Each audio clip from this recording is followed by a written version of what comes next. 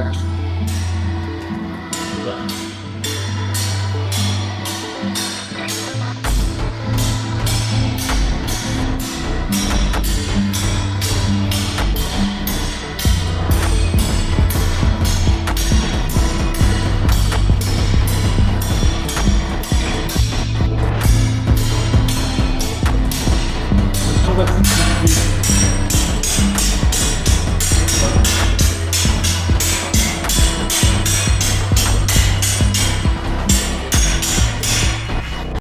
Hey folks, Coach Logan here from Logan, Louisiana, here with Nero from Logan, Querétaro.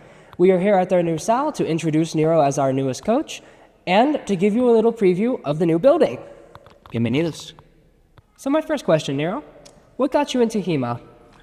Okay, well, martial arts in general, I've been training since I'm 5 years old. I always like it.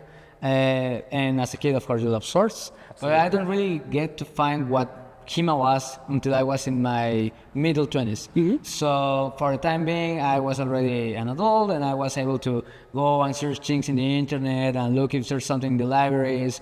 And I managed to pull off some things, but it was kind of hard to find a teacher, a coach. But then Logan came in. So that brings me to my next question, which is, how did you find Blood and Iron? Well, I wasn't able to schedule with my local coaches, local teachers, local clubs. So I was like, man, I really want to learn this stuff.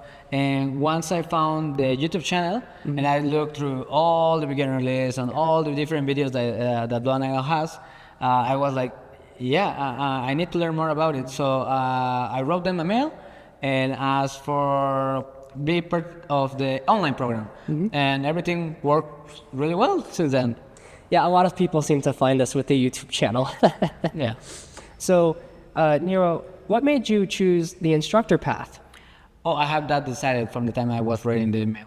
Because for that time I already knew that a very big part of my life was going to be dedicated to martial arts, and that I wanted to learn properly everything I could about sportsmanship, Western sportsmanship in this case, because we'll get into that later. But I approached and I told Nicole and Lee, hey, I don't know anything, but what I found through your videos and through stuff in the internet, I really want to learn to have a proper nutrition, and but I would like in the future to qualify as an instructor. Of course, it is up to you to decide, but I will apply myself if you let me, and they did. What can you tell us about the rather ambitious venture of acquiring your own building? It's a big thing for a lot of clubs. Well, yeah, it is. It is. It definitely is. But the thing is, I'm not alone in this path. I have you guys, and I have my team here in Querétaro, and they are my best friends in the world. They are my support.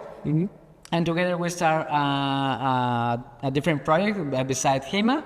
And something that we figured out right away was, we need a proper facility. We need something that is ours. We need something that guards us from the weather, because here in Querétaro, well, you're finding out, right? We're like really big heat waves and stuff like that, a lot of dust. So we need a proper place. And it's from the time that we decided that we really wanted a facility that we could call ours, there were more than 2 years of work. Wow. Until we really sign a contract and, okay, this is yours. And now we are in the renovations, but it is where it is, and we're really happy. That's a major achievement for any club to get a building, so congratulations. Thank you. I understand that HEMA is not the only martial art you'll practice in the SAL. Can you tell me about some of the other things you'll do here? Yeah, of course. So not to bore our viewers, we have classes of Japanese swordsmanship, Korean swordsmanship, and traditional archery. And the Korean swordsmanship is a modern system developed in Korea, which is a reconstructed martial art, just as HEMA is, but with an athletic and acrobatic approach. The Japanese swordsmanship that we teach, it's a mix of different traditional schools from Japan, and a lot of mixed techniques and mixed concepts from another swordsmanship schools from China, from Korea, from Japan. And of course, as I'm participating and Victor is participating, Western sportsmanship is also involved, because the goal of that project is to be like the first approach for a beginner. It's like, you know nothing about martial arts, you really want to learn what options do you have into sportsmanship. Right. Come take a try, find your path, and if something like wushu works for you, okay, go pursue your dreams, man. And also you get the tools not to be scammed. It is not a traditional system, not a traditional Japanese system, but we use the Japanese glossary and the Japanese culture as a resource, and also some resources from popular culture in order to be more attractive for those people that don't always come into martial arts with a soft entrance, let's put it that way. Awesome. And I forgot about the traditional archery, sorry.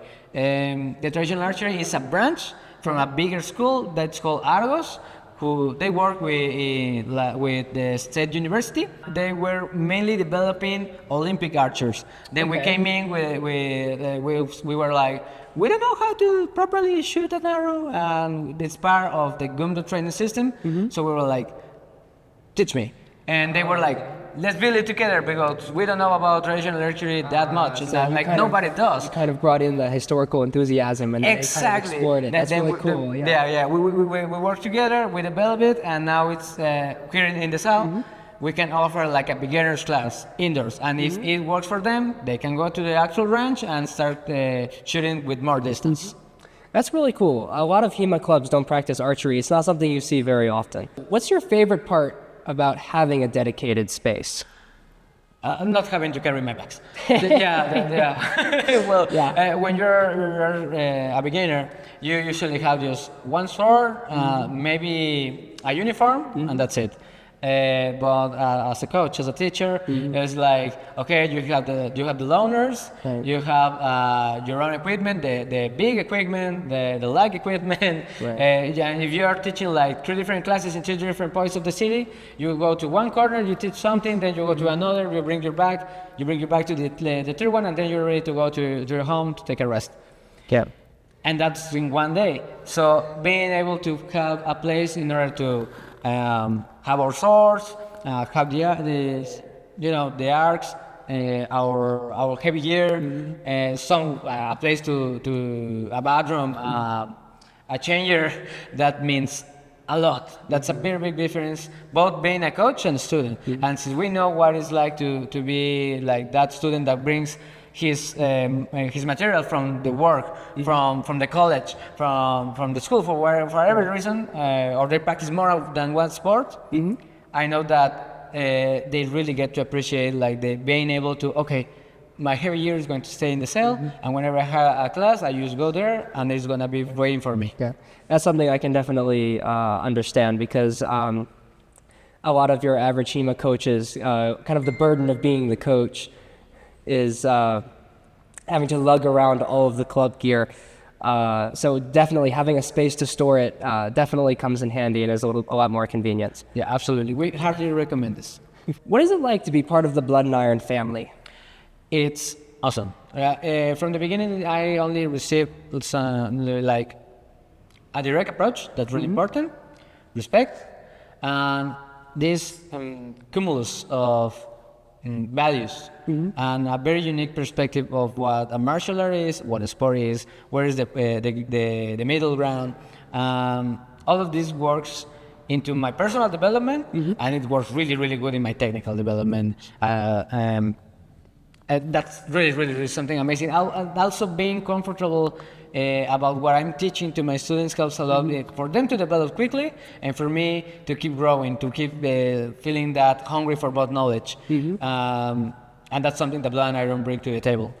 Of course, we have a lot of friends, and that's really cool. For example, we have Arturo Camargo in Toluca. He runs a school called Krieger's Call.